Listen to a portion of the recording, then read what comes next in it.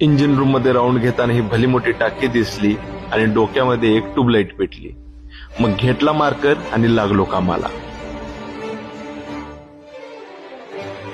उभ्या रेषा वडल्या, आडव्या रेषा वडल्या, तिरक्या रेषा वडल्या, गोल काढला, त्याच्या बाहेर गोल काढला, त्याच्या आत गोल काढला, त्याच्या पण बाहेर एक गोल काढला, गिरबटून टाकलं सगळं. बास, लय झालं.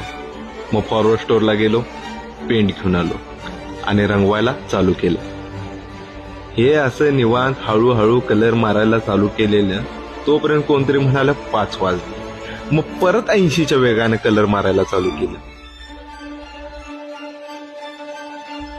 पिवळा, काळा, निळा सगळे कलर मारून संपवलं. डोळे बिळे रंगवलं, बॉर्डर बिर्डर लाईन मारली आणि हे तात्या इंचू एकदम तयार.